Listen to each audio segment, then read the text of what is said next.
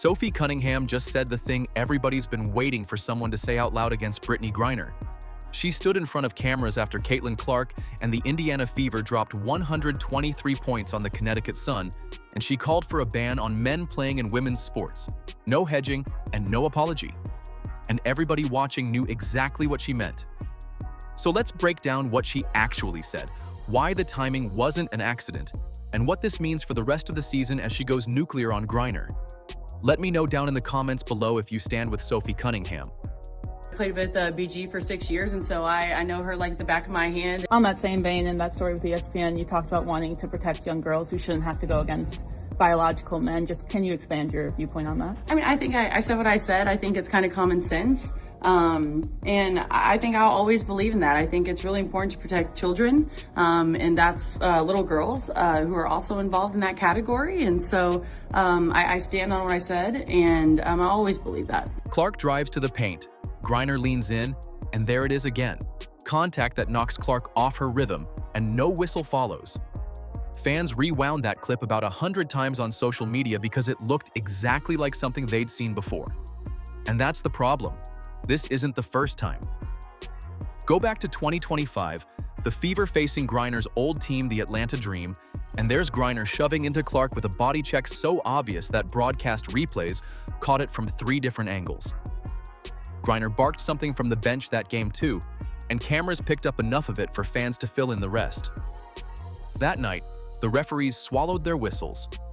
So when it happens again in 2026 against a different team in a different building, people didn't call it a coincidence anymore. We have heard nothing from the WNBA, absolutely nothing. Brittney Griner elbowing Caitlin Clark in a crazy way and then calling her a trash white girl.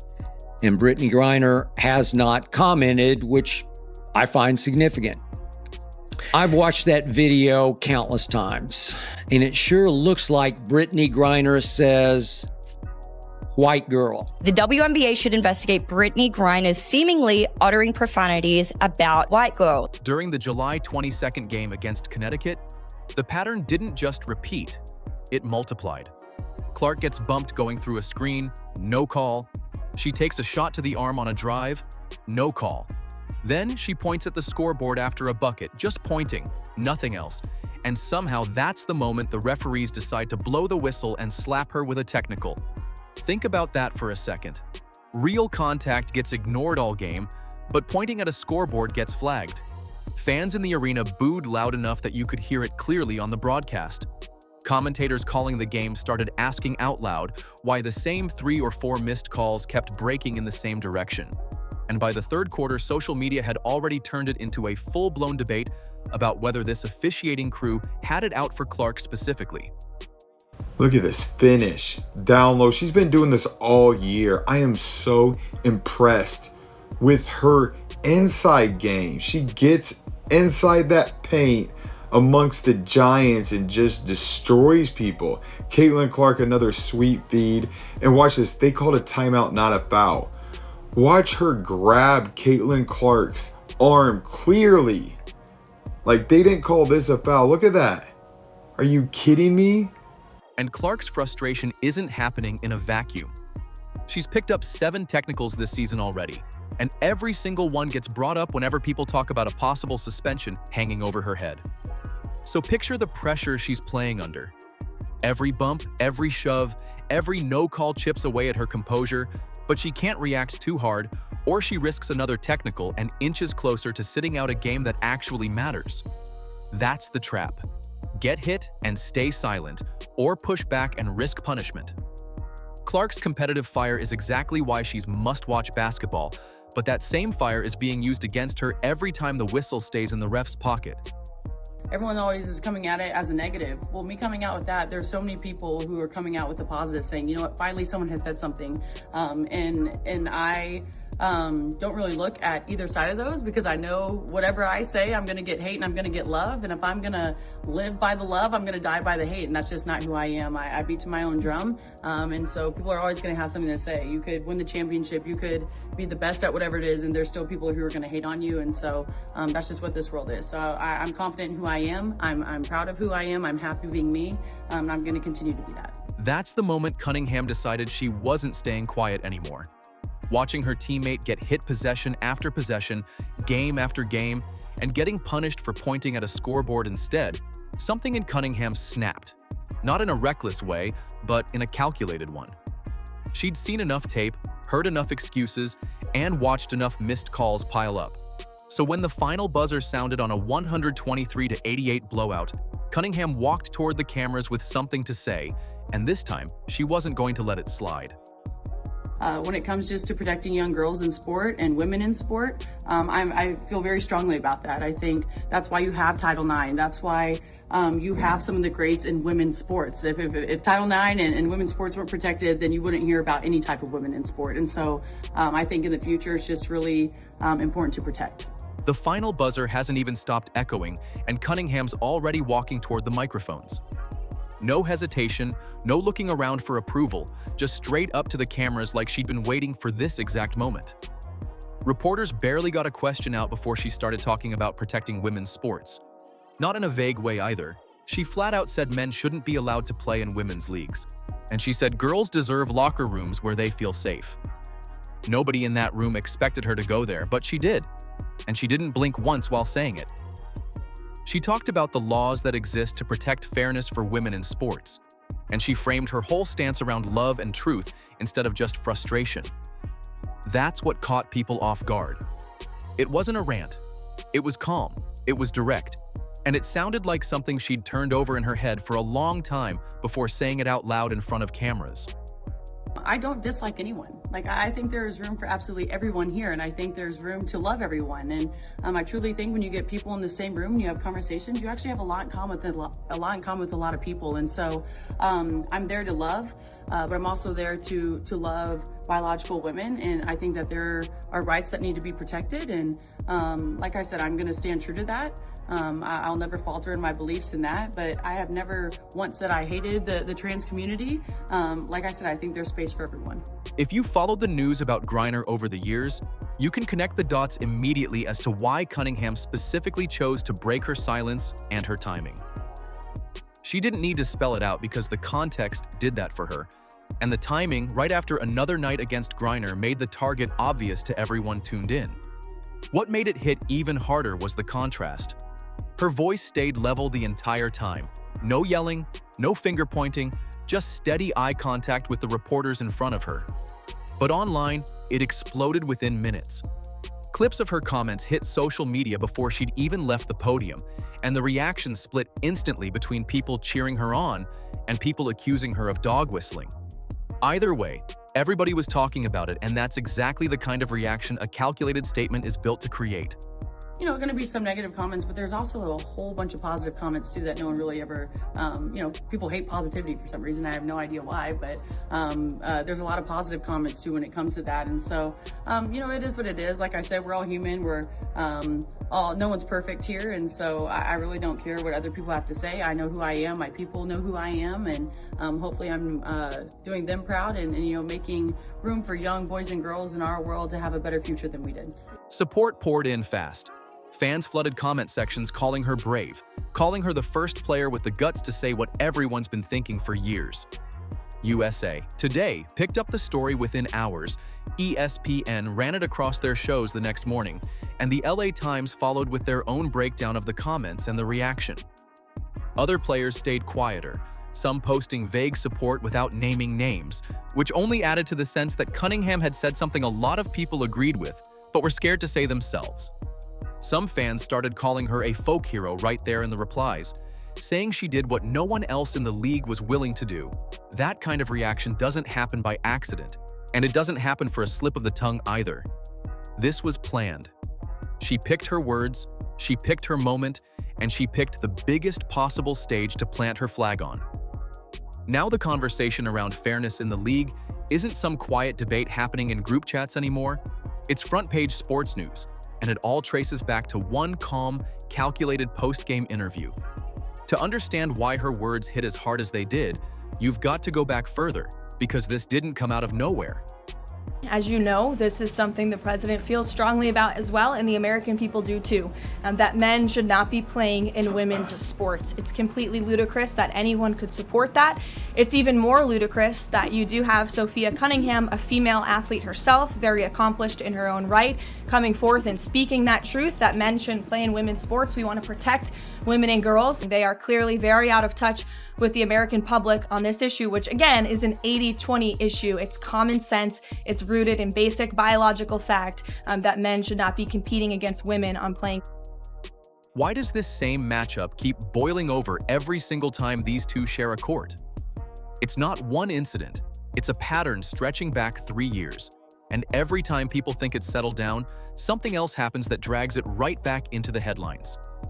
Go back through the seasons and the timeline builds itself. Little shoves during rebounds. Words exchanged after whistles. Nothing ever huge enough to force the league's hand, but enough that fans watching close started keeping track. Each clash added another layer, and by the time 2025 rolled around, people were already primed to expect fireworks whenever Griner and Clark ended up on the same floor. Then came the Atlanta Dream game, and this time it's worth looking at the bench chatter, not just the hit. Cameras caught Griner running her mouth from the sideline, and while the broadcast couldn't pick up every word clean, enough of it carried for fans to fill in the blanks fast. That's the part that stuck with people longer than the body check itself. A body check happens in the flow of a game, and you can argue it's physical basketball, but barking something from the bench, away from the play, away from any real basketball reason, that's personal, and fans clocked it as personal immediately. Brittney Griner, who I can't stand, sad that she's a Baylor grad. She called her a trash, expletive white girl. That was the lip reading. Yes, trash, white girl.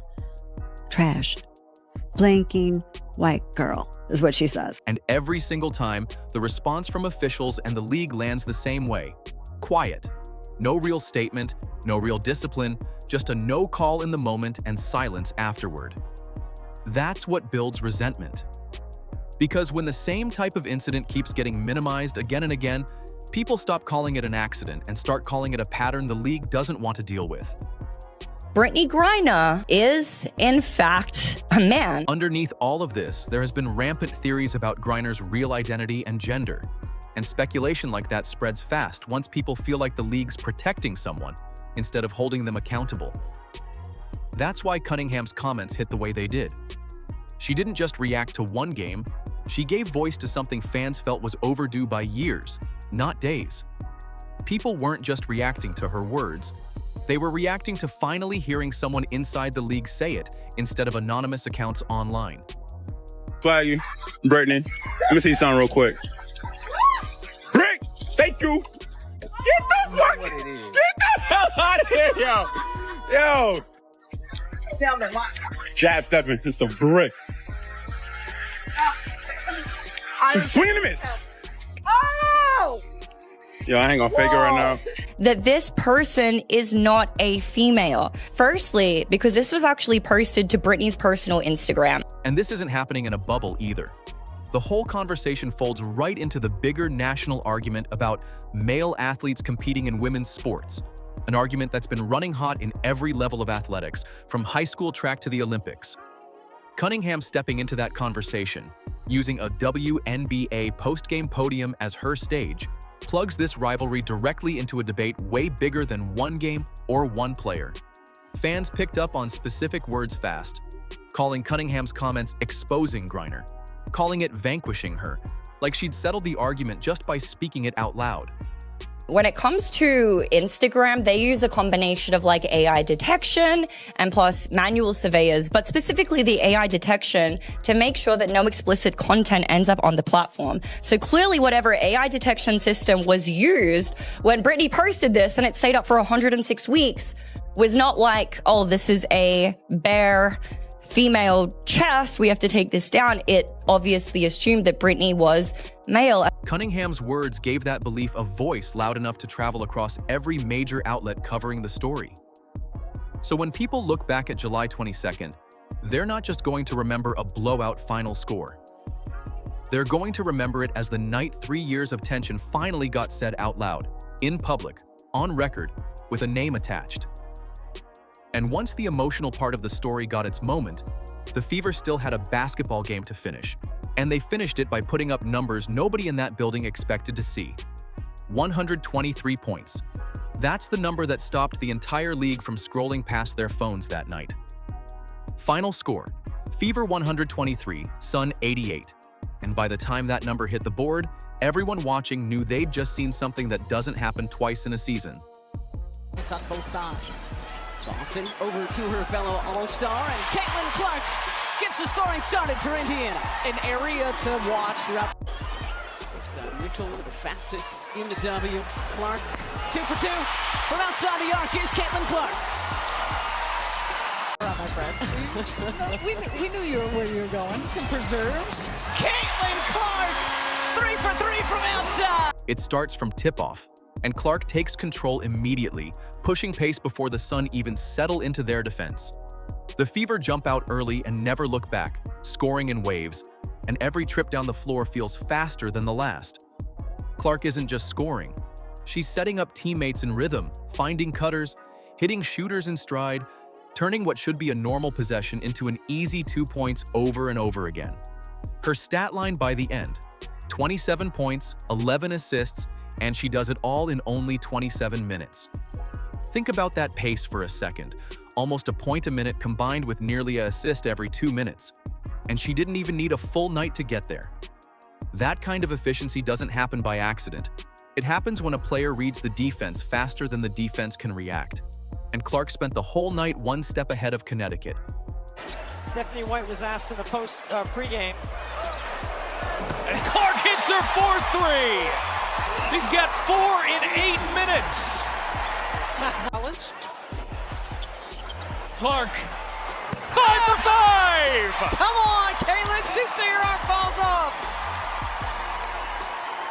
She wasn't doing it alone either. Aaliyah Boston puts up a near double-double stat line herself, 22 points, 6 rebounds, 5 assists, working the paint and facilitating out of the post like a point forward. Kelsey Mitchell adds 23 points, knocking down shot after shot off movement.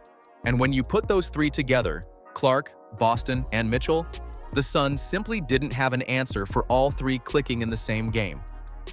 By halftime, the board reads 70 points for Indiana, a franchise record for any half in team history. 70 points in 20 minutes of basketball is the kind of number you usually see in a blowout college game, not a professional matchup against a team that's supposed to compete for the postseason. That's the pace the Fever set early, and they never let their foot off it. By the final buzzer, the box score shows 15 records broken in a single game. Most points scored in a game, most points scored in a half, and their 11th 100-point game of the season, tying a mark for the whole league. Add in career nights for multiple players and team records for assists and bench scoring, and you start to understand why analysts kept repeating the number 15 like it needed saying twice. It's one of the reasons that they are struggling to find that rhythm. Oh, Mitchell, the no-look over to Boston for the deuce. Extraordinary. And it's not just as we talked about her scoring. Look at that pass. Coming off the screen, the quickness. It just feed it in stride to an Aaliyah Boston. Here's the stat that catches people off guard, though. 10 different players scored that night, and 8 of them shot 50% or better from the field. That's not a superstar dropping 50 points while everyone else watches. That's an entire roster clicking on both ends, hitting open shots, running the offense clean, and sharing the ball like it's spring training for a title run. And remember everything that happened earlier with the officiating, the missed calls, the questionable technical, the pattern fans couldn't stop talking about. The Fever didn't let any of it slow them down. They played through bad whistles, they played through frustration, and they still put up the biggest offensive night in franchise history. That's the part that made the win feel even bigger, because it happened in spite of everything working against them, not because the game was easy. He has turned into, especially over these last few weeks, Boston, deep position, size advantage, and one!